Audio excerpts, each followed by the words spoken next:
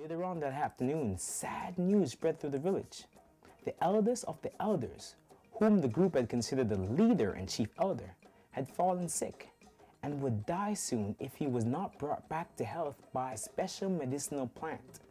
As we mentioned earlier, in an oral culture, an elder passing away was like a library being lost in a literature-based culture. Everyone gathered and discussed where and how to find this special medicine. The deceased's father said that he had come across the plant on his travels on the outskirts of the village and had an idea of where the plant could be found. He then volunteered to search for the plant and everyone was grateful. As he prepared for his long journey, his wife approached. She advised that he takes Little Seed along for the journey. Little Seed's father knew the power of his wife's advice and never took anything she said lightly, but he refused, explaining that little girls were never allowed on such trips. Little Seed's mother continued with strong emotions in her voice. Your daughter loves you and watches all that you do. I know that she will be a great help to you on this journey. As you well know, I, more than anyone, want you and Little Seed to return safe with the plant needed to help our beloved elder's life. Although he initially refused to take her advice, the father knew that when his wife had an idea such as this, the purpose often revealed itself in time. As a result, he decided to take his daughter, and when he told Little Seed that she would be his traveling partner, she jumped for joy.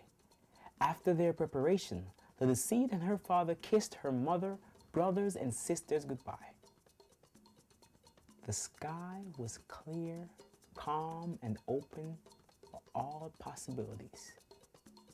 After a long time traveling, they decided to make camp just before it got dark. The next morning, Little Seed's father woke up and prepared a breakfast from the food that they had brought with them. After a while, Little Seed woke up and joined her father. Now, Little Seed was a brave little girl. She acted, thought, and spoke with courage. That is why it was not unusual for Little Seed to ask her father challenging questions. This day was not any different. Do you think I am as smart as my brothers? She asked all of a sudden. Her father replied, Of course I do. She then asked, Did you like my new idea?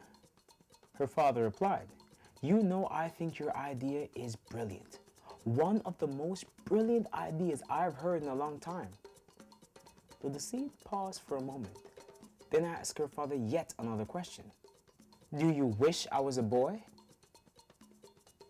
Her father looked into Little Seed's eyes, took a deep breath and said, When I was a child, an elder always said, one cannot hide on a camel, and one cannot conceal one's footprints in the sand. To answer your last question, I do not wish you were a boy. I am proud to have a strong, smart, and courageous daughter to assist me in my travels. However, the questions you ask thinly disguise the question that I know you want to ask. What would you like to ask me, Little Seed? You're right, Father. I want to know why I cannot approach the elders because I am a girl, and why only men are allowed to share their ideas with the elders. Once again, Little Seed's father's answer did not satisfy her.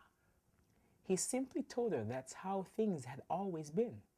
In his heart, he believed that he was being patient with his daughter, and he could just simply answer her questions and make her happy. But this time, Little Seed did not sulk. She knew that everything was possible, and there was always another way. She believed in her dreams.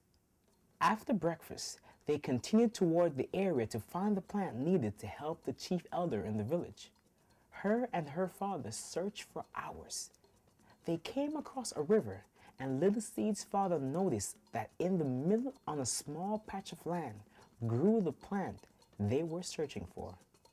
There would be no way to get it, the father said.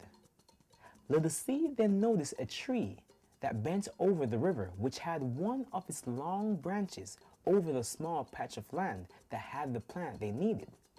However, the branch got thinner towards the end, and it was obvious that the father was too heavy for the branch.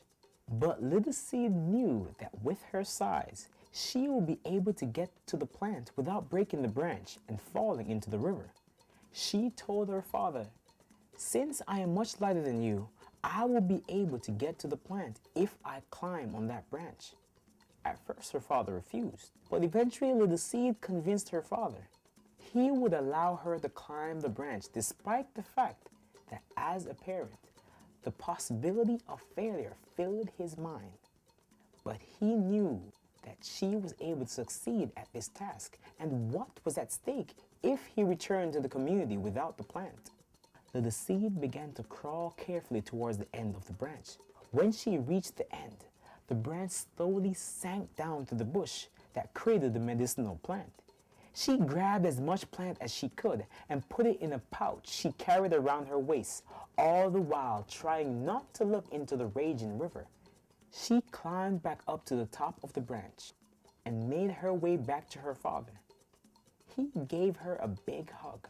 She was proud and a little bit shaken, but very happy she made it.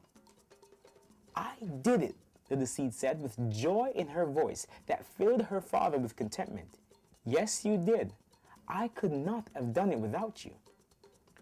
The seed and her father started on their way back to the village.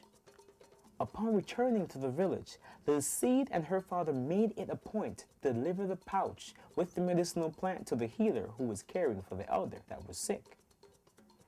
The healer was relieved to see them, as the eldest of the elders had become worse and was now close to death. The seed and her father went home and embraced their family as they welcomed them. That night, the seed's whole family sat around in the center of the home and listened to the adventure told by little seed and her father, as the chief elder slowly started to get better as he ate the plant picked by little seed and prepared by the elder. A few days later, he was strong enough to call upon everyone in the village to show his gratitude.